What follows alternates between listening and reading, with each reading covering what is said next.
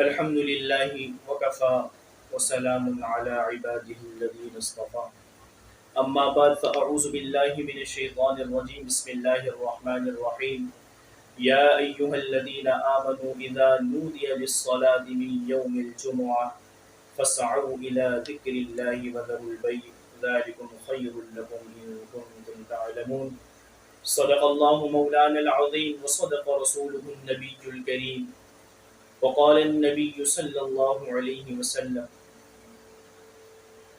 خير يوم طلعت عليه الشمس يوم الجمعة او كما قال عليه الصلاة والسلام۔ میرے واجب الاحترام، قابل صد احترام عزیز سامعین، بزرگان دین، عزیز ساتھیوں، اللہ تبارک و تعالی نے اس آیت مبارکہ کے اندر، اس آیت کریمہ میں جمعے کی فضیلت کا ذکر فرمایا۔ فرمایا یا ایھا الذین آمنوا اذا نودی للصلاۃ من یوم الجمعہ، اے ایمان والو جب تم جمعے کی نماز کی اذان سنو، فاسعوا الی ذکر اللہ وذروا البیع، تو خرید و فروخت کرنا چھوڑ دو، یہ تمہارے حق میں بہتر ہے، ذالکم خیر لکم ان کنتم تعلمون، اگر تم جانو۔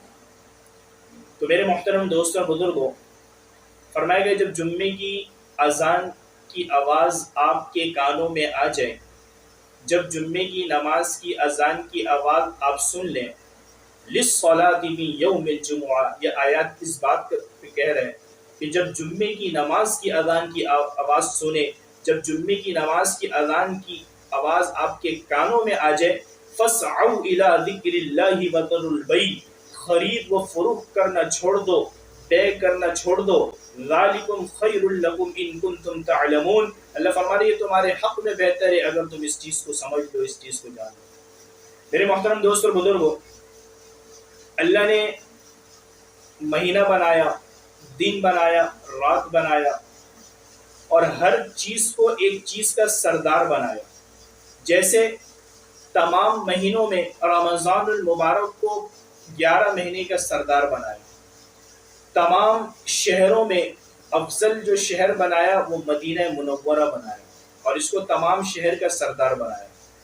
تمام رات بنائی، افضل رات لیلۃ القدر کی رات کو بنایا، اور اس رات کو تمام راتوں کا سردار بنایا۔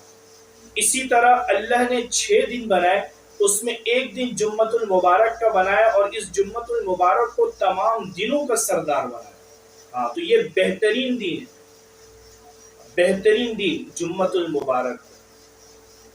اب فرمایا جب جمعۃ المبارک کا دن آ جائے تو اس کی تیاری شب جمعے سے شروع کر دیں انسان، یہ بہتر ہوگا تمہارے لیے۔ اور یہ اس جمعے کو افضل کیوں کہا؟ حدیث مبارکہ میں آتا ہے، مختصر وقت حدیث نہیں پڑھ رہا، اس کا مفہوم اور خلاصہ آپ حضرات کے سامنے بیان کر دے رہا ہوں۔ فرمایا اس جمعے کے دن حضرت آدم علیہ السلام کو پیدا کیا گیا، پھر اسی طرح جنت کے اندر جانا، پھر جنت سے دنیا میں آنا، پھر اسی طرح قیامت کا اعلان، قیامت جو برپا ہوگی، یہ تمام چیزیں جمعے کے دن۔ اس لیے جمعۃ المبارک کو تمام دنوں کا سردار بنایا۔ اللہ تعالیٰ نے ہر چیز کی طرف دیکھا، لیکن ایام کا جو سردار بنایا وہ جمعۃ المبارک کو۔ جیسے حضرت ابراہیم علیہ السلام کو اللہ نے خلیل اللہ بنایا، موسیٰ علیہ السلام کو کلیم اللہ بنایا، عیسیٰ علیہ السلام کو روح اللہ بنایا۔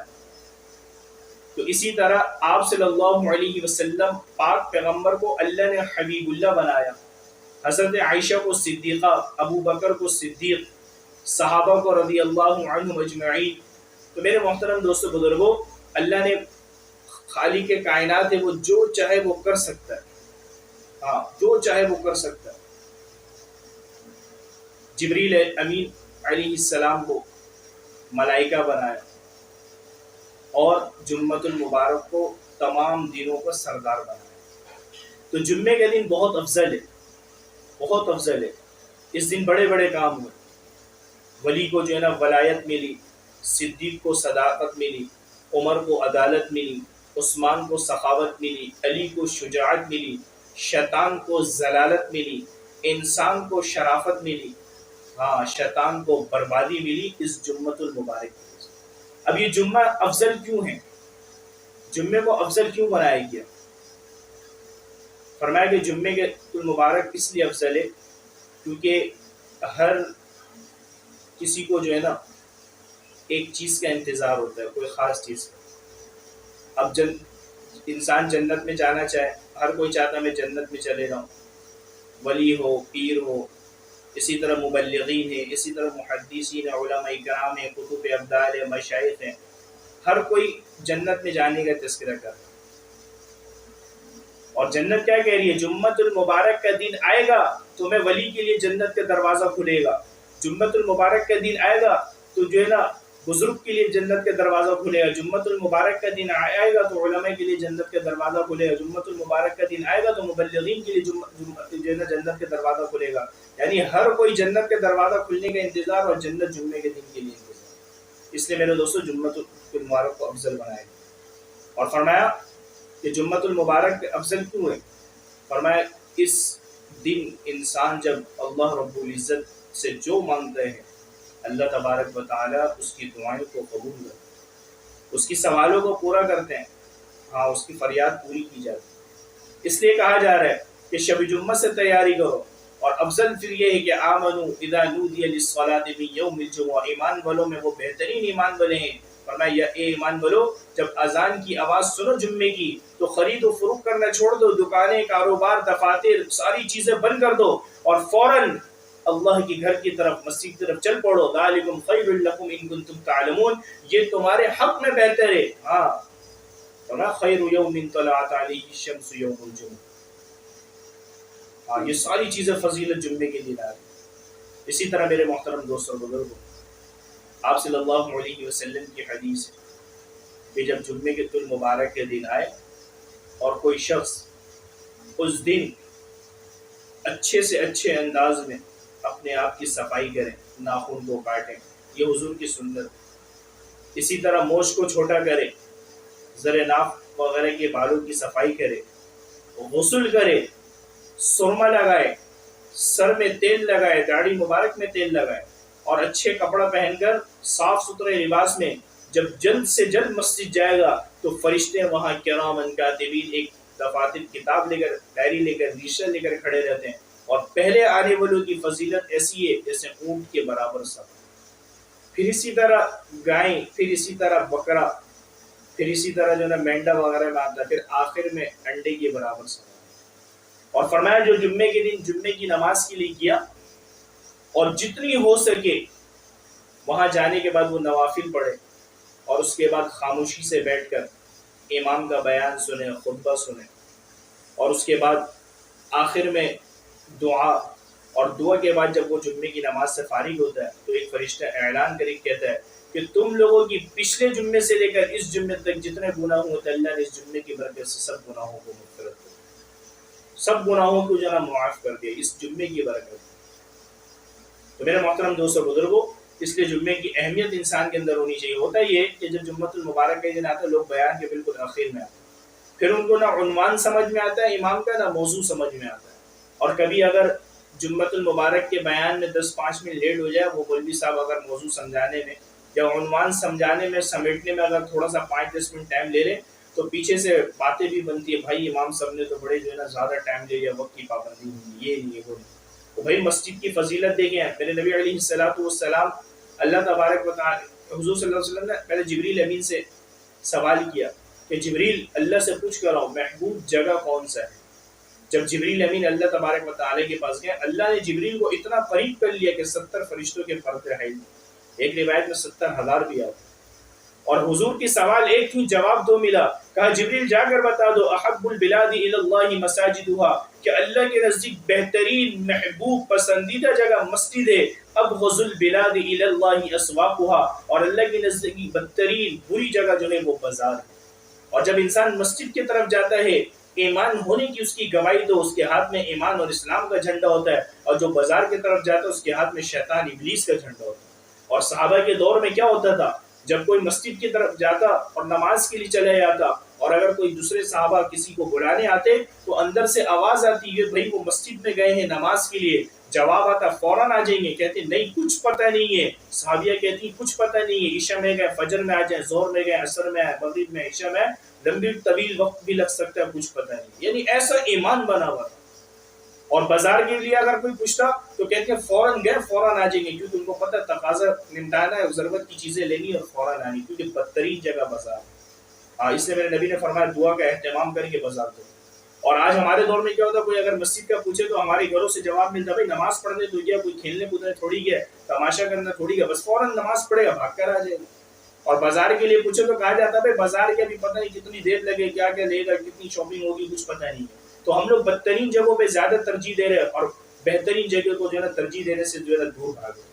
تو میرے محترم دوستو بزرگوں، اگر ایک انسان مسجد جلدی جا رہا ہے تو اس کو اونٹ کی برابر ثواب، وہ افضل ثواب حاصل کر رہا ہے، اور دوسرا جب تک وہ مسجد میں بیٹھا ہوا نماز کے انتظار میں، اس کو نماز کا ثواب ملتا رہ رہا ہے اور فرشتے اس کی نیکیاں لکھتے رہ رہے ہیں، اس پہ رحمت الہی نازل ہوتی رہ رہی ہے اور اللہ کی طرف سے مغفرت اس کی ہو رہی ہے۔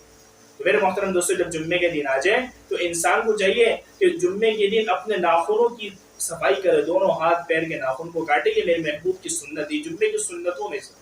پھر اسی طرح اپنی داڑھی مبارک کی جو ہے نا سیٹنگ کرے، خط بنا لے، زینت اختیار کرے۔ ہاں، پھر اسی طرح مونچھ، حضور نے کہا مونچھ کو کاٹو، چھوٹا کرو، یہ ساری احادیث ہیں۔ اب احادیث پڑھنے کا ٹائم نہیں، مختصر وقت، یہ ساری حدیث مبارک ہے۔ پھر اسی طرح فرمایا کہ اچھے سے غسل کرو، زیر ناف کی، بغلی کی، ساری چیزوں کی صفائی کرو، یہ ساری نبی علیہ السلام کی جمعے کی سنت ہے۔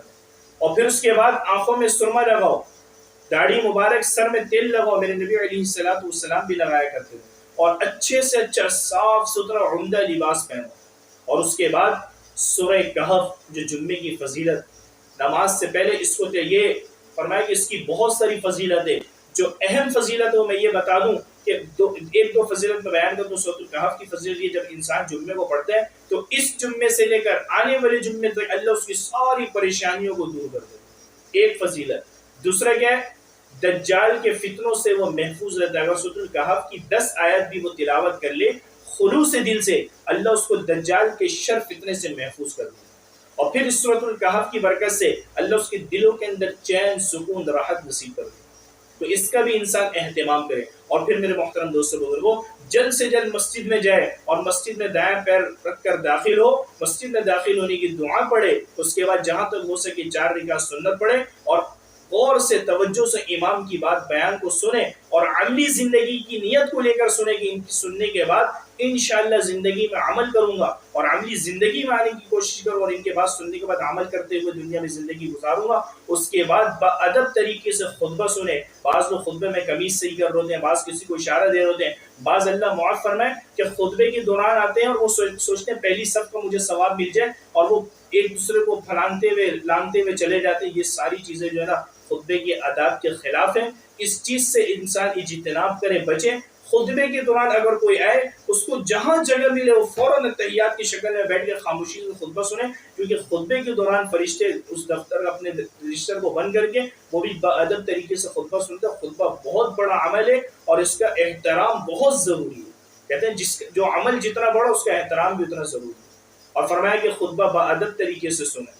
یہ نہیں کہ کبھی صحیح کر رہے ہیں، اس کو اشارہ دے رہے ہیں، اگر کچھ بھی ہو بس باادب طریقے سے خطبہ تک بالکل چپ رہے اور خاموشی سے سنیں، احترام کے ساتھ۔ اس کے بعد نماز جمعۃ المبارک پڑھیں، اور اس کے بعد جو ہے نا آخر میں امام کی دعا میں آمین کہیں۔ اور جب انسان جمعۃ المبارک کی نماز سے فارغ ہوتا ہے تو فرشتہ اعلان کرتا ہے تم سب بخش دیے گئے، اللہ تعالیٰ تمہاری گناہوں کی پچھلے جمعے سے جمعے تک مغفرت کر دی ہے۔ ایک اور فضیلت سنا کر اپنی بات کو ختم کرتا ہوں۔ دیکھیں، آپ صلی اللہ علیہ وسلم نے فرمایا کہ جمعے کے دن ایک خاص گھڑی ایسی ہے جو مقبولیت کی ہوتی ہے۔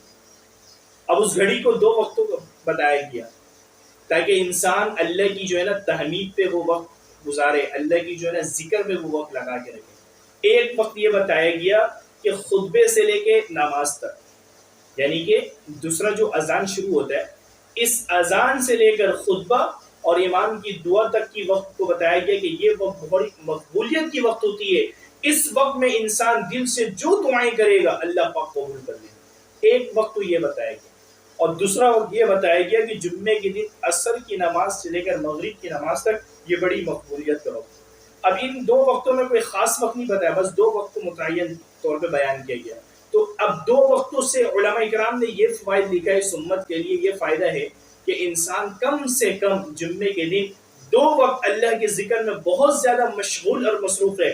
ایک جمعے کی بیان سے لے کے خطبہ اذان تک، اور دوسری اذان سے خطبہ اور نماز دعا تک، اور دوسرا عصر سے مغرب تک، یہ 2 وقت اللہ کے ذکر میں زیادہ مصروف رہے. ہو سکتا ہے ان 2 وقتوں میں ایک وقت مقبولیت کی ہو، اور اس مقبولیت کی بدولت اور برکات سے اللہ ہماری دعائیں کو قبول کر لے، ہماری سوال کو پورا کرے، فریاد کو پوری کر دے، ہماری مدد کر دے، اللہ ہماری پریشانیوں کو دور کر دے. اس لیے یہ 2 وقت انسان اللہ کے ذکر میں، اللہ کی تحمید حمد و ثنا میں، اللہ کی اذکار میں اپنے آپ کو مصروف رکھے.